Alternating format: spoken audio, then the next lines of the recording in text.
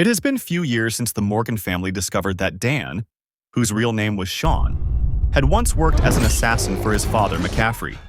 Really? We have to leave because my former coworkers are trying to kill us. From Planet Car Deals? I'm not kidding around. Before I met your mom, I was a covert assassin. I escaped that life, and now they found us. Dad, you are like the biggest wimp on the planet. Thank you. Dan chose his family life over the violent world he had left behind, but McCaffrey refused to let him go. He hunted Dan and his family down to Las Vegas.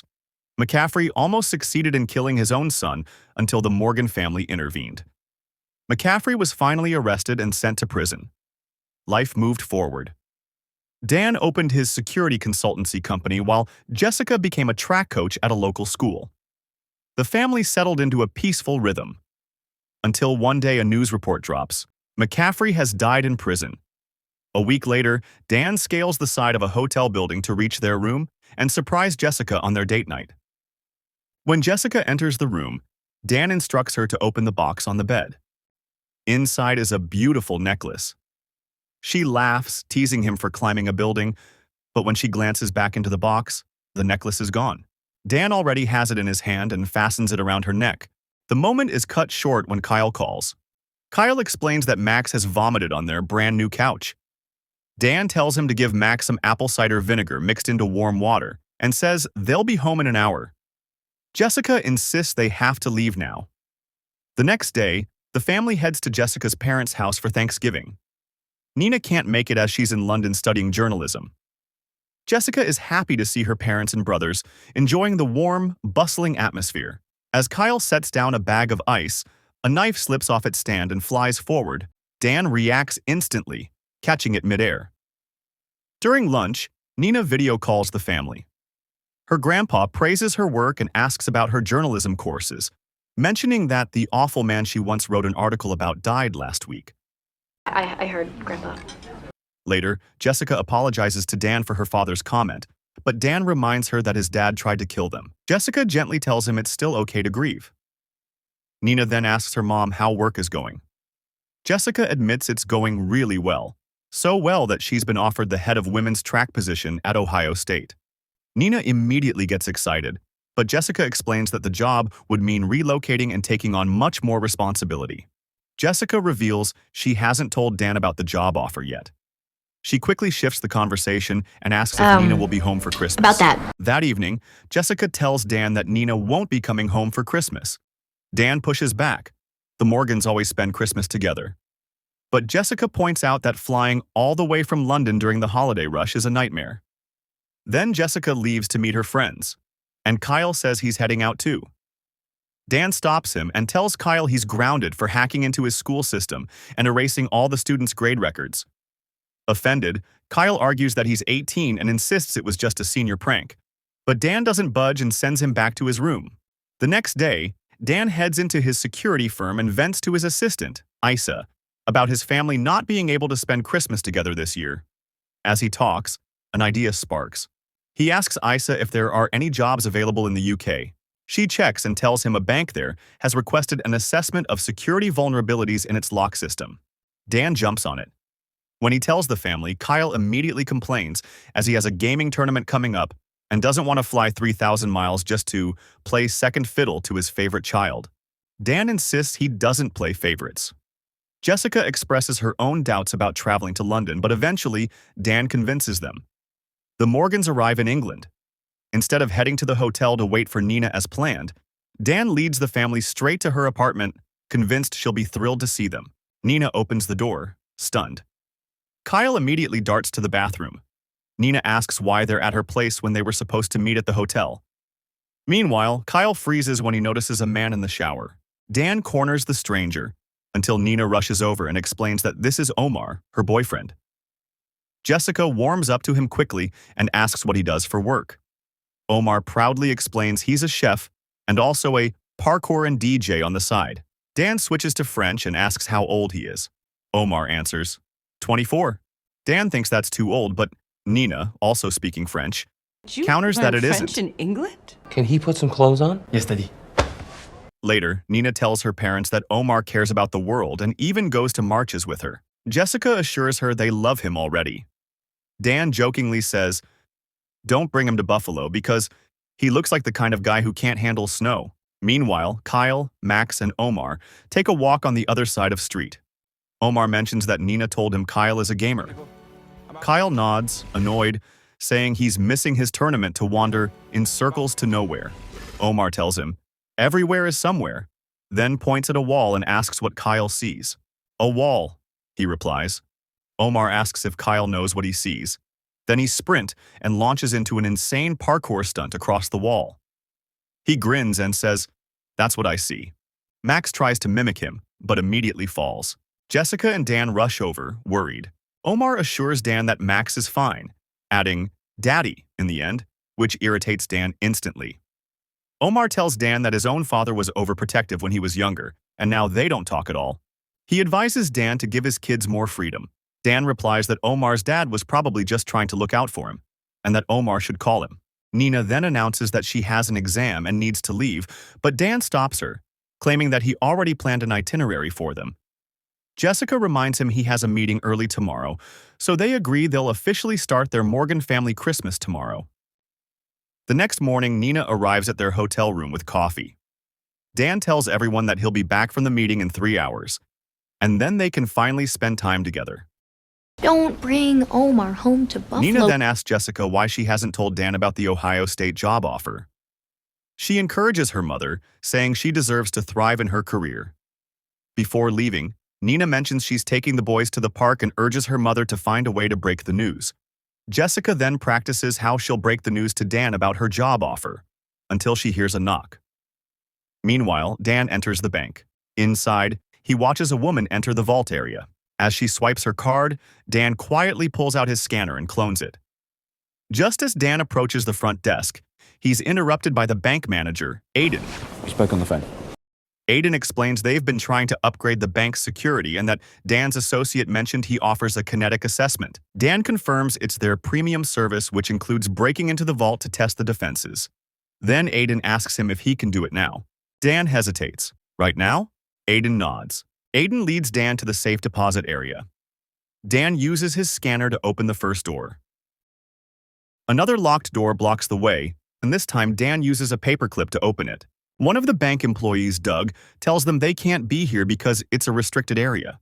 Without missing a beat, Dan tells Doug he has something stuck in his teeth and that there's an angry customer waiting outside. Doug leaves. Dan smirks and says, "Humiliation and confidence go a long way." At the vault entrance, Dan uses Doug's keycard. He asks Aiden to step in first, then immediately attacks him from behind. Dan demands to know who he is. Neither the woman at the front desk nor Doug recognized him. Aiden stays calm and asks Dan to let him grab his phone. When Dan loosens his hold, Aiden takes it out and plays the video. Dan freezes. "What do you want?" "I just want you to finish the job, Sean," Aiden says. He instructs Dan to take safe deposit box 411 and open it. Dan reluctantly complies. Inside is a digital key, one belonging to his father. Confused, he asks how Aiden knows about it. Aiden pulls out an old photo. McCaffrey, Dan, and a small boy standing outside McCaffrey's summer house in Ireland. Aiden points to the kid. Dan tells him it's the maid's kid, Finn. Dan realizes Aiden is Finn. It turns out McCaffrey had an affair with the maid and treated Finn like garbage, denying him the family name. You my brother? Finn nods and reveals his plan to frame Dan for a bank robbery and send him to prison. He warns that if Dan doesn't cooperate, he'll kill his family. Dan plays along, demanding to know where Jessica is. Just then, a car pulls up and Jessica steps out as sirens echo through the street. Dan asks why she has a gun. Jessica explains they taped it to her hand and asks what's going on. "They think I robbed the bank," Dan says. Police swarm the area. Dan and Jessica sprint away and crash into a restaurant. A woman notices the gun strapped to Jessica's hand and screams. Dan snatches the woman's bag so Jessica can hide her hand inside it. Meanwhile, Finn opens the box and discovers the digital key is missing. Furious, he orders the driver to take him to Dan's hotel, where his kids are. At the park, Kyle tells Nina she's lucky to be far away because their dad is on him more than ever. You're still grounded. Nina laughs and says she actually misses it now. Kyle's phone rings. It's Dan. He tells Kyle to throw their phones away. Kyle doesn't take him seriously, so Dan demands he hand the phone to Nina. After listening for a moment, Nina tosses both of their phones into a trash can and tells Kyle they're in trouble, Las Vegas trouble. She orders Omar to bring Max down immediately. Dan and Jessica arrive at the park just as they spot Finn's vehicle. Then Nina looks at the car and asks who's inside. Dan answers, "Your uncle." Everyone is surprised. The family rushes to the tour bus stop. Jessica quickly ditches the gun. Dan, who already bought tickets for their holiday plans, hands them over at the entrance, and the family boards a double-decker bus. Dan admits he never knew Finn existed. Suddenly, Finn steps onto the bus himself. He demands Dan tell his family how McCaffrey abandoned him on the street. Then he sneers, asking if Dan really chose to throw away his father's legacy to raise a bunch of pimple-covered brats. Finn then demands the key. Dan attacks him. They brawl their way up to the top of the moving bus. Jessica tries to help, but Finn grabs her. Dan throws the digital key off the bus. Later, Dan brings his family to a Chinese restaurant, saying there's someone who can help. Two men approach their table. Speaking fluent Chinese, Dan addresses one, Zemo, and asks if he still has his bag. Zemo hands over a duffel. Dan checks inside and tells his family, "This'll be enough. We've got a long trip ahead of us." Jessica finally asks who Finn really is. Dan explains that Finn is his stepbrother, who used to follow him around like a puppy when they were kids. Their father, McCaffrey, never acknowledged Finn. Dan expresses sympathy for the difficult life Finn had to endure. Kyle points out that Finn literally tried to kill them. But Dan explains that Finn was abandoned, left with no one. He says he could never imagine abandoning Max or any of them. Nina mutters, "Yeah, we've noticed." Then Dan drops the bombshell. They have to leave London. Nina pushes back, insisting she has a life here now. Dan cuts her off and says, "That's over, Nina." He explains that with the digital key, Finn now has access to McCaffrey's encrypted servers. Money, assassin contacts, surveillance networks, everything. There's nowhere they can hide. Finn will find them. Kyle suggests going to the police, but Dan mentions that Finn made the bank robbery look like Dan's doing. Nina then asks if Omar can come with them, since Uncle Dickhead might have seen him with the family. Dan clearly isn't thrilled, but Omar agrees to join them. On the boat, Dan takes his family to Paris, but Kyle is frustrated and angry with his father. Dan sighs and tells Nina that Kyle may never forgive him. Nina responds that Dan should have expected this since he's flipped their world upside down again. Kyle's Killboy's world, as silly as it sounds, is still his world. And Nina has her life in London. She tells Dan to give Kyle some time to be mad. Dan apologizes, and Kyle thanks his sister. Meanwhile, Finn arrives in Paris and makes his way up the streets to McCaffrey's mansion. Vikram, the butler, opens the door. Finn asks if he knows who he is. Vikram nods quietly. Finn announces that he's here to take over McCaffrey's business. Vikram responds calmly that if McCaffrey had intended for Finn to inherit anything, he would have found a way to communicate it to him before he died. Finn simply holds up the digital key. Vikram steps aside for Finn to enter. Inside, Finn takes in the tasteful decor until he sees framed photos of Dan. He smashes them. Eventually, he reaches McCaffrey's office, inserts the key, and dismisses Vikram. 3 monitors rise from the floor, revealing McCaffrey's net worth and case files. Meanwhile, the Morgans disembark from a boat. Nina asks why Paris. Dan says this is where he grew up. Jessica is stunned as he never told her. Dan says, "I didn't tell you that?" Then he vows to his family that he's ending things with Finn and that there will be no more running. An hour later, Nina complains that this isn't how she imagined her first time in Paris, while Jessica says it's kind of romantic. They stop at the home of Dan's former assassin friend, Svetlana. Jessica, jealous, asks what their relationship was. Dan replies, "Physical," which does not help his case. When Svetlana opens the door, she's taken aback to see Dan, but her face falls when she notices his wedding band, clearly disappointed. Jessica introduces herself as Dan's wife. Svetlana asks if Dan and his family are on the run, and he nods. Inside, the apartment is filled with cats. Svetlana shows Jessica a newspaper, Jessica's photo on the front, labeled "Wanted for Bank Robbery." Nina jokes that crime suits her. Dan reassures Jessica that everything will be okay. They sit for lunch. Dan asks Svetlana if she can send a message to McCaffrey's encrypted server. Svetlana frowns. "I thought he was dead." Dan says that someone else has taken over. "Why didn't you?" she asks. Dan explains he chose a different path long ago. To Jessica's shock, Max licks his bowl clean, something he never does. An hour later, Dan tells Jessica that Finn agreed to meet him at the museum. Jessica thinks it's a terrible idea. Dan argues he can't take Finn out like a thug. He arrives at the museum and approaches Finn. Trying to ease the tension, Dan says that being back in the city makes him feel their dad is truly gone. Finn replies that, for him, McCaffrey has been gone his entire life. Then Finn reveals something deeply personal. When he was 12, he stood outside McCaffrey's mansion in the pouring rain just to glimpse the life Dan had. He eventually saw them walk out, matching peacoats. He confesses he was jealous. He wanted to shout that he was their blood too. But his leg went numb, and he watched McCaffrey look at Dan with pride in his eyes. Dan insists his past wasn't as Finn described and that he left that world behind. Finn snaps, "Is that supposed to make me feel better?" Then he calls Dan Daddy's little prince, which angers him.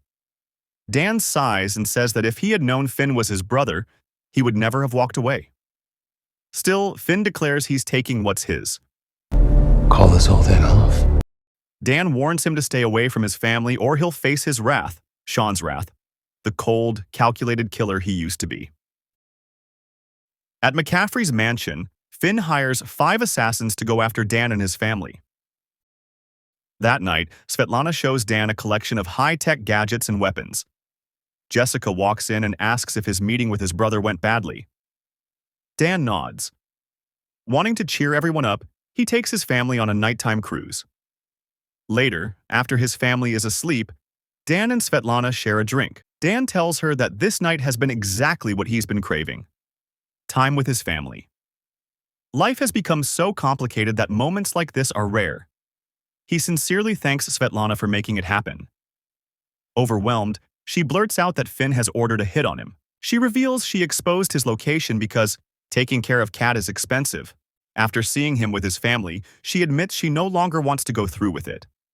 Dan, clearly drugged, struggles to wake his family. Svetlana admits to the family she roofied him and tells them to escape before the assassins arrive. She gives them her car keys. They reach the garage and find only a small compact car. Nina, hearing noises outside, peeks through a hole and sees a man waiting. The family decides to ram the garage door and flee. What follows is an intense car chase. The assassins open fire halfway through, but Kyle's expert driving gets them out safely. The next morning, Dan tells Jessica he had hoped Finn would listen. "You tried," she says. Dan tells her he needs to get her and the kids somewhere safe. She asks, "What about you?" He says he'll figure it out.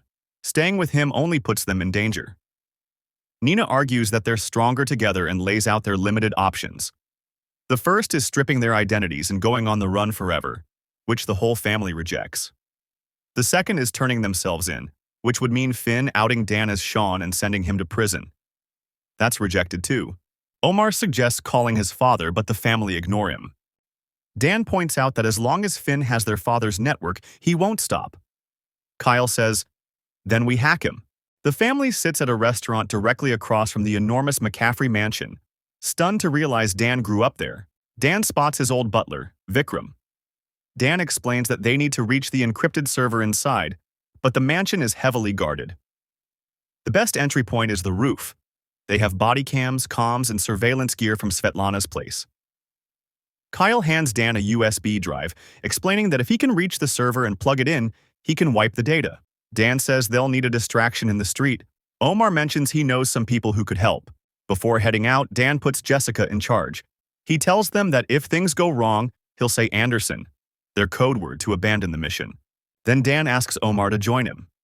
They both climb onto the roof while Nina and Kyle set up the equipment. Omar skillfully turns all the cameras in the wrong direction. Soon they run into one of the assassins, Harry. He comments that 20 years ago Dan would have shot him on sight. Dan replies he isn't that person anymore. He takes Harry down. Finn radios Harry for a status update. Dan tells Kyle to handle it. Kyle takes the recorded voice message and sends it to Finn. Meanwhile, Omar's friends arrive, and Nina leads the crowd in front of the mansion. As she tries to slip away, the police stop her for initiating the protest.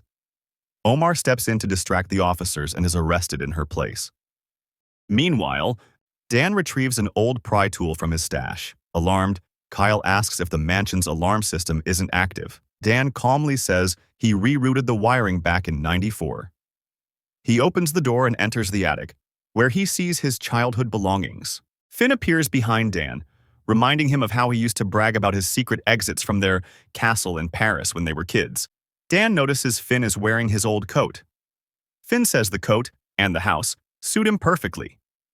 Just as Finn is about to shoot Dan, Vikram steps in and stops him, saying there's a special room for handling these matters. Dan drops the USB and allows himself to be taken. He whispers the code word. Finn notices it, destroys his equipments, then orders his men to find Dan's family, knowing they must be somewhere close.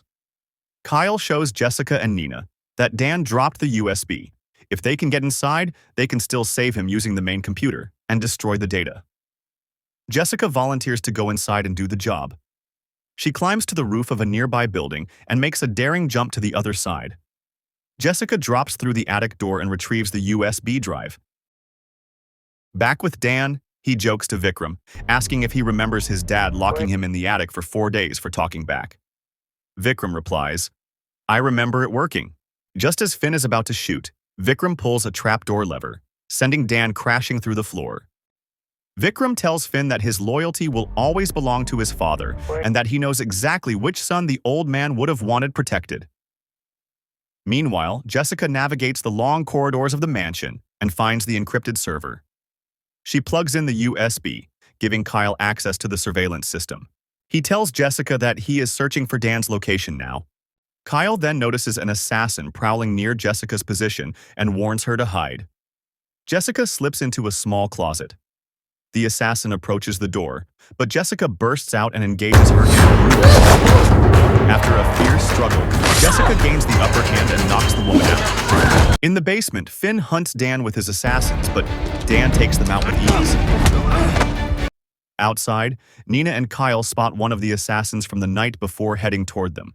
Nina desperately tries to start the car, but it won't start. Kyle focuses on wiping the last of the server data. Once he finishes, they abandon the car and run toward a nearby fairground. Shortly after, Jessica reaches the car and discovers the kids are gone. She immediately sets out to find them. Back inside the mansion, Finn watches in disbelief as his father's entire net worth disappears from the system. Dan steps out and smugly says, "How's that for a pimple-covered brats?" Dan tells Finn the Empire is gone and urges him to let it go. Finn refuses, saying, "Let's play one last time." The two brothers clash on top of the church tower. At the same time, Jessica finds the kids, just as the assassin does. She manages to knock the man out, and the family decides to surrender to the police for safety. Back with Dan, he confronts Finn again. Back with Dan, he confronts Finn again. Dan tells him he could have had a family, but instead he tried to kill them. Finn corrects him. "Kill you, not them." In the end, Dan overpowers Finn, ties him up with the bell ropes and leaves him dangling from the church tower until the authorities arrive. When Dan steps outside, the police arrest him as well. In the squad car, Dan tells his family he doesn't care where they are, as long as they're together. Kyle then casually mentions to Nina that he donated all the stolen money to Greenpeace. Nina thanks him. They then see Omar standing with his father, who turns out to be the Secretary General of Interpol. Dan asks why he never mentioned that. Omar protests. "I did." He tells Dan he was right, and that he and his father finally talked things through. Dan introduces his family, and Jessica blurts out the news about her job offer. Dan is delighted for her. 11 months later, Dan tells Omar he misses him and suggests visiting for Christmas. Okay, see you later, Daddy. Nina and Kyle visit their parents in Ohio for Thanksgiving, and Kyle has moved out for college. A month after that, Dan visits Finn in prison with a gift. Finn opens it to find a coat. He puts it on and jokes that they look like twats in matching outfits. Dan reminds him, "We're brothers." The two then play cards.